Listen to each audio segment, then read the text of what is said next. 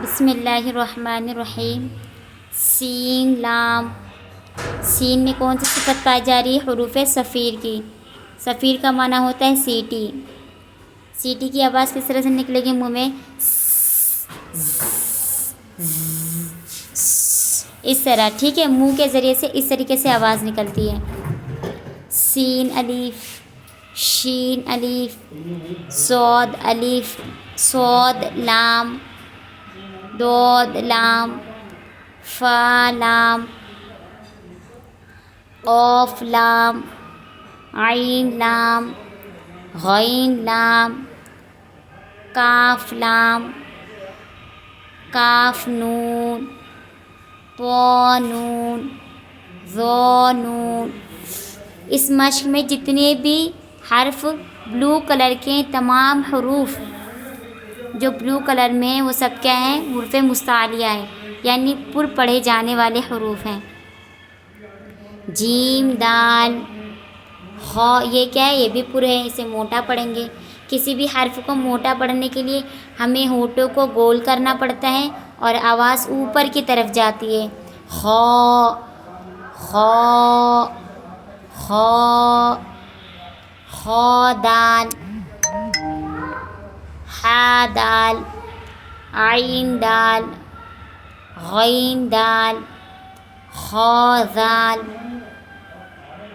قرآن شریف کو اطمینان سے ٹھہر ٹھہر کے پڑھا جاتا ہے۔ جلدی پڑھنے سے حرف کی غلطی ہوتی ہے، اور جلدی پڑھنا قرآن شریف کو کیا ہے؟ مکروہ ہے۔ اس لیے ٹھہر ٹھہر کے اطمینان اور آرام سے پڑھا کریں۔ خا زا، خا حروف مستعلیہ اور زا میں کون سی صفت پائی جا رہی ہے؟ حروف صفیر کی، یعنی زا کو ادا کرتے وقت سیٹی کی طرح تیز آواز نکلے گی۔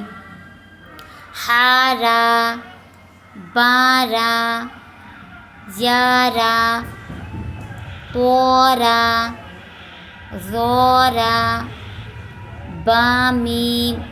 دیکھیے یہ با، با یہ بھی ہونٹوں کے ذریعے سے ادا ہوتا ہے، اور میم یہ بھی ہونٹوں کے ذریعے سے ادا ہوتا ہے۔ تو دیکھیے ہونٹوں، پورا ہونٹ، تو ہونٹوں کے اندر کا جو حصہ ہے ہونٹ کا، وہ گیلا حصہ، اس گیلے حصے سے با ادا ہوتا ہے۔ تر، تر حصے سے، تر کا معنی ہوتا ہے گیلا، گیلا، ٹھیک ہے۔ تو گیلے ہونٹوں سے کون سا حرف ادا ہوتا ہے؟ با، یعنی با کا مخرج، با کہاں سے ادا ہوتا ہے؟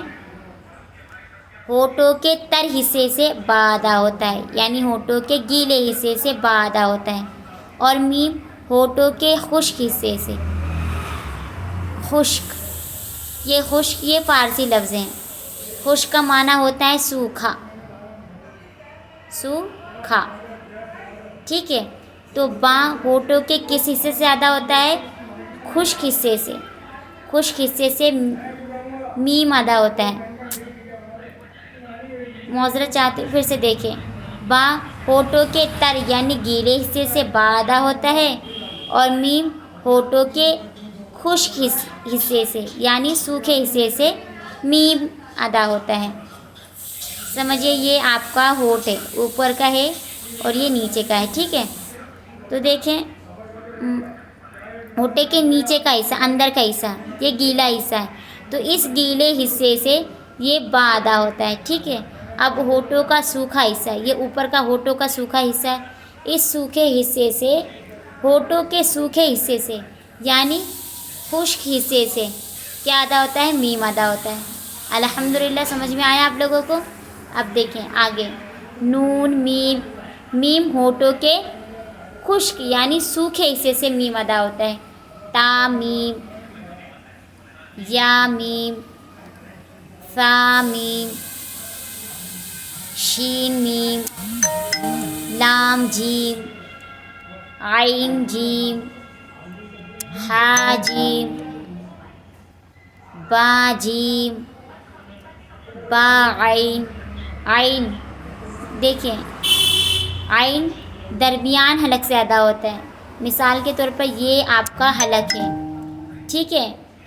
تو حلق کے 3 حصے ہوتے ہیں، اس میں ہی سمجھ لیجیے آپ لوگ، حلق کے 3 حصے ہوتے ہیں، یہ شروع حلق، درمیان حلق، یہ آخری حلق، اور یہ آپ کا منہ کا حصہ ہے، ٹھیک ہے. تو نیچے سے گلے کی شروعات کہاں سے ہوتی ہے؟ یہاں سے ہوتی ہے، جہاں پر ہم ہار وغیرہ پہنتے ہیں، ٹھیک ہے.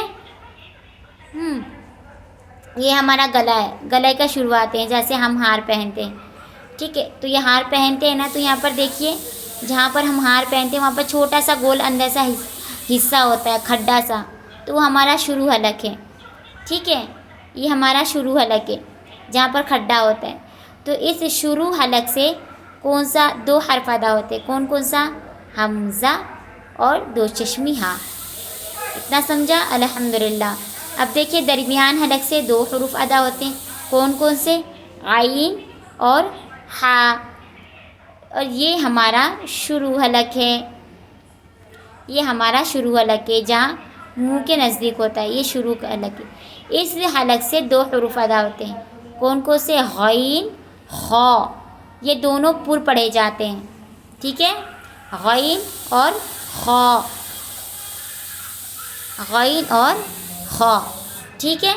شروع حلق سے حمزہ ہا، درمیان حلق سے عین ہا، آخری حلق سے منہ کے جو نزدیک والا حلق ہے نا، یہ آخری حلق ہے، یہیں سے یہ غین اور خا ادا ہوتا ہے، ٹھیک ہے.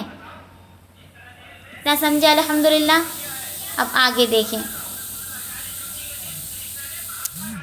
کہاں تھے ہم؟ با جیم، با عین، یا غین. غین کیا ہے؟ حروف مستعلیہ ہے. غین میں کون سی صفت پائی جا رہی ہے؟ حروف مستعلیہ کی، یعنی پر پڑھنا ہے غین کو.